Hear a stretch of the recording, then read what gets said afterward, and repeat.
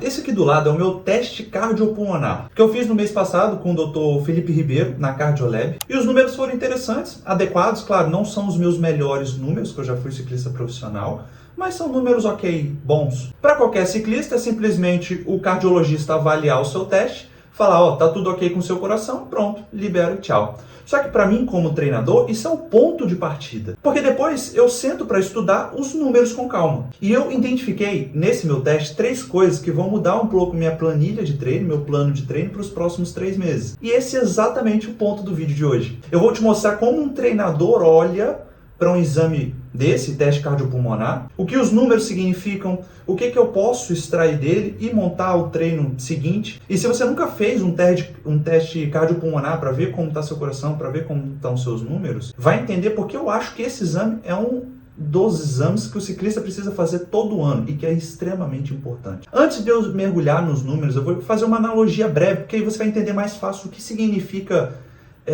como você pode interpretar esse teste cardiopulmonar? Pensa assim no corpo como um carro de Fórmula 1. Antes de qualquer corrida séria, 3 engenheiros conversam. O engenheiro de motor tem que garantir que o motor esteja 100% eficiente durante toda a competição. O engenheiro de combustível tem que ver qual o melhor combustível para ser otimizado ali para aquele motor, para que dure toda a competição e que possa ser eficiente. E o engenheiro de pista é o que pega todos esses detalhes e ver qual estratégia seria mais interessante para aquela pista, para aquela determinada pista, para aquela determinada competição. Quando acelerar, quando atacar, quando frear. No ciclismo, esses 3 papéis também existem. O cardiologista do esporte seria o engenheiro do motor, o nutricionista esportivo seria o engenheiro de combustível, e o treinador seria o engenheiro de pista, aquele cara que pega esses detalhes e monta a estratégia em cima. Só que você concorda comigo que esses 3 precisam estar conversando? O médico, que é o engenheiro de motor, o nutricionista, que seria o engenheiro da gasolina, né, da parte de combustível, e o engenheiro de pista. Os 3 precisam estar alinhados. E esse teste cardiopulmonar é o teste que o cardiologista faz e municia o nutricionista e o treinador de informações para que possam montar tanto a base nutricional quanto a base de treinamento. É um documento que fala exatamente para o seu treinador, olha, como o motor do ciclista A está funcionando, qual a melhor maneira de otimizar, qual treino pode fazer, qual energia, como a energia está sendo gasta, né, para o nutricionista. E sem esse relatório, é meio que assim, você acaba adivinhando, né? Claro que alguns treinadores, por exemplo, eu tenho um feeling um pouco mais apurado, são mais de 10 anos trabalhando com isso, mas sem assessorados, então você tem um feeling e você consegue ajustar. Mas se você tem o teste cardiopulmonar do seu assessorado, é extremamente funcional e importante. Agora eu vou te mostrar 4 descobertas, 4 detalhes que eu identifiquei no meu teste e que mudam um pouco como vão ser os meus treinos para essa sequência. A primeira descoberta é que a janela entre o meu VT1 e o meu VT2 está pequena. E o que isso significa, Igor? Significa que você sai do confortável e vai para o sofrimento muito rápido. Porque esse meio termo seria um meio termo em que você consegue ficar ali sofrendo. É claro que você não usa tanta gordura, enfim, mas é um meio termo que seria, não é interessante ser muito grande, claro, mas também, no meu caso, está muito estreito. Eu vou estar deixando aqui alguma referência de imagem para você estar vendo isso. Por estar estreito, eu saio daqui, que seria minha resistência, meu zona 1, zona 2, basicamente, e vou para a zona 4, zona 5, ou vou para minha intensidade alta muito rápido, e isso pode ser um problema. Significa que eu posso incluir mais volume no meu treino, para que eu possa empurrar esse primeiro limiar mais para frente. Ah, Igor, isso daqui, isso acaba melhorando, porque aqui também é uma zona mista, tanto glicolítica, quanto na questão da queima de gordura, então ela acaba aumentando um pouquinho também. Então aqui eu teria que melhorar um pouco mais minha questão aeróbica, fazer treinos em sweet spot, que seria essa zona, mas também melhorar minha resistência, fazer volumes mais altos. Segunda descoberta, meu pulso de oxigênio é alto. É mais ou menos o volume de sangue que o meu coração consegue bombear a cada batida. Isso significa que o meu coração é grande, eficiente, treinado. E isso me autoriza a ser mais agressivo nos blocos de VO2 máximo, nos blocos mais intensos. Terceira descoberta, a mais provocadora, seria o meu Fat Max. O que é isso, Igor? Fat Max significa o quanto eu queimo de gordura em zonas aeróbicas, vamos dizer assim. E mostrou, eu vou estar deixando o teste aqui do lado, que acima de 269 watts, eu queimo, a queima de gordura praticamente zero, né? Como vocês estão vendo aí, meu corpo passa a depender quase exclusivamente de carboidrato. E isso é um problema, porque olha como eu queimo 0,52 gramas de gordura por minuto no pico, 44% do meu VO2 máximo. Isso significa que eu paro de queimar gordura muito rápido, ou seja, meu corpo não está metabolicamente eficiente para queimar gordura. Isso é um problema. Por que o que acontece? Vamos simular uma competição. Em uma competição, majoritariamente, durante boa parte da competição, você vai andar no seu fat max, você vai andar ali em zonas que você vai queimar gordura. Então é interessante que a sua zona de queima de gordura seja o mais grande possível, né? A mais larga possível, para que eu possa queimar gordura e aí use minha glicose, use a minha via glicolítica para a hora dos ataques, que você, na hora de atacar, você vai entrar em alta intensidade, então você vai queimar basicamente glicose. E se eu não tenho uma zona de queima de gordura tão grande, faz com que eu comece a queimar a glicose muito rápido. E isso é um problema, porque aí depois não vai me faltar energia, ou então eu vou precisar repor muito carboidrato e às vezes vai ficar numa relação ali que eu não vou conseguir corresponder. E é aqui que eu quero te mostrar a coisa mais fascinante. Teve um assessorado de 52 anos de idade que ele fez exatamente o mesmo teste. Eu vou estar deixando os dois testes aqui do lado e os dois resultados.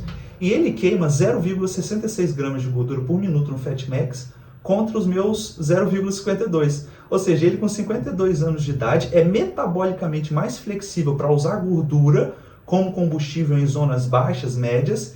E isso significa que ele aguenta pedalar por muitas horas em ritmo confortável usando o estoque de gordura do corpo dele. Enquanto eu, se fosse na mesma potência, obviamente que VO2 máximo não significa que eu vou ser menos eficiente ou mais eficiente, não tem correlação de VO2 máximo com Fat Max, mas significa que ele metabolicamente está sendo mais eficiente, está queimando mais gordura. E como eu falei, VO2 máximo alto não significa que eu tenho uma boa flexibilidade metabólica, não tem uma correlação direta. São coisas separadas. E o ciclista precisa entender que o próprio motor funciona de um jeito para aquele treino. Ou seja, eu sou bem mais forte em termos de FTP, em termos de potência que esse meu assessorado de 52 anos, mas metabolicamente eu estou menos eficiente que ele. Igor, então qual seria a sua meta para os próximos treinos? Como traduzir isso para o treinamento?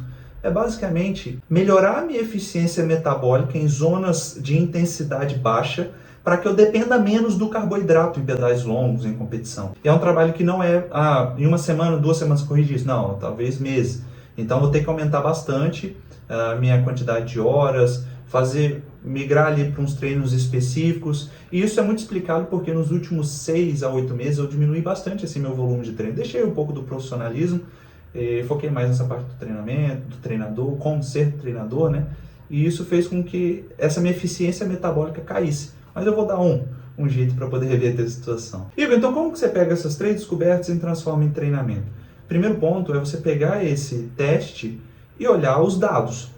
Como eu falei, o primeiro dado a primeira calibração seria as zonas de frequência cardíaca e de potência.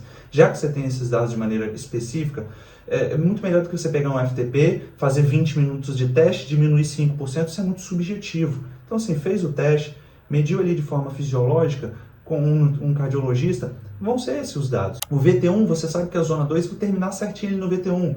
VT2, você sabe que vai ser mais ou menos ali na zona 4 baixa, zona 3 alta. Então, acima do VT2 já vai estar em alta intensidade. Então, isso é uma calibração correta das suas zonas, né, de frequência cardíaca, de potência. Segunda camada no meu caso, por exemplo, você viu que a minha janela aeróbica deu, de certo modo, não tão eficiente e que entre o VT1 e o VT2 deu uma faixa bem pequena. Então eu vou, com base nesse meu resultado, produzir mais, tentar fazer mais volume em zona 2. Colocar aqueles intervalados neuromusculares ao final. Vou estar deixando aqui um exemplo de treino. Se você, por exemplo, o que acontece? Ciclista que treina de maneira não tão eficiente, às vezes tem entre o VT1 e o VT2 muito largo, e isso gera muita ineficiência. Então, porque o certo seria que o meu está aqui. Agora, quando pega ciclista assim, eu vou estar deixando uma referência de imagem para você identificar que o ciclista não está treinando certo. Então a prescrição seria bem diferente do que essa prescrição que eu fiz aqui para mim. A terceira camada para a gente envelopar isso e construir um treinamento seria a comunicação, a interação com o nutricionista. Porque você viu que o meu Fat Max está muito baixo, ou seja, eu estou gastando muito pouco gordura para manter ali o meu desempenho físico. E isso pode ser um motivo do tipo um vício ali na hora do teste. Então, na hora do teste cardiorrespiratório, por exemplo, cardiopulmonar, eu consumir Gatorade antes, isso pode ter gerado ali um pico de índice glicêmico, pode ter afetado ali o teste, não sei. Então, assim, pode ter sido isso, enfim, mas vamos tratar isso como um dado verdadeiro, tirando dessa margem de erro. Então, eu enviaria esses dados para um nutricionista e pediria, olha, tá vendo como eu estou ineficiente na queima de gordura? Me ajuda com isso, me ajuda a queimar mais gordura de maneira eficiente. Porque não é sustentável estar gastando tanto carboidrato. Porque chega a partir do momento que passou ali dos 269 watts, eu já estou consumindo muito carboidrato. E é um carboidrato cada vez maior a partir da alta intensidade que eu não vou conseguir repor. E se eu não vou conseguir repor, eu vou quebrar rápido. Então é algo que eu preciso corrigir de maneira assim, urgente não, mas de maneira atenciosa, fazer um trabalho fino com o nutricionista. E Igor, fala sobre o VO2, porque muitas pessoas chegam para mim e falam assim, poxa, eu queria descobrir meu VO2, o relógio dá o VO2, o médico falou que meu VO2 é tanto. Tem um estudo que eu vou estar deixando aqui na tela, de 2018, e ele acompanhou mais de 122 mil pessoas durante anos.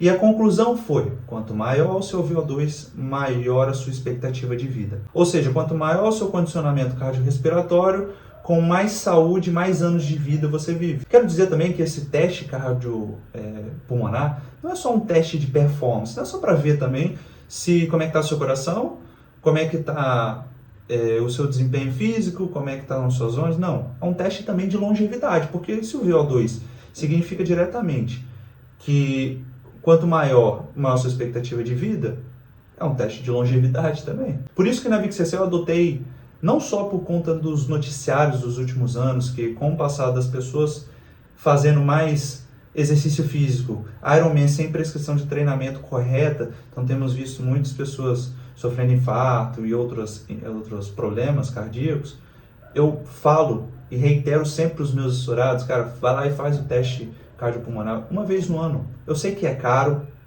financeiramente pesa, mas uma vez no ano compensa.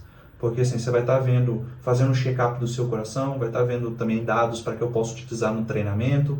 E ter essa comunicação, treinador médico, cardiologista, é extremamente importante. Inclusive, a gente gravou um Vix Lives com o cardiologista Felipe Ribeiro, gerou cortes bem interessantes. Se você quer ver só os cortes, vai estar na playlist Vix Lives Cortes, que tem aqui também no canal. E o resumo do vídeo numa frase é que o teste cardiopulmonar, ele não é um exame, ele acaba sendo um mapa sobre você, para identificar sua saúde cardiovascular, para identificar suas zonas, para identificar seu VO2 máximo, para identificar o quanto de gordura você está queimando. E se esse vídeo fez sentido para você, primeiro deixa aqui nos comentários qual é o seu VO2, com certeza já apareceu no seu relógio, ou então você já fez um teste desse e deu lá seu VO2, deixa aqui nos comentários seu VO2 que a gente vai estar trocando uma ideia sobre isso. Deixa seu like, se inscreve no canal para que a gente possa ver que esse conteúdo está fazendo realmente diferença e para que possamos também criar mais conteúdos como este. E toda semana eu trago alguma análise sobre algum assunto pertinente no mundo do ciclismo, mundo esportivo,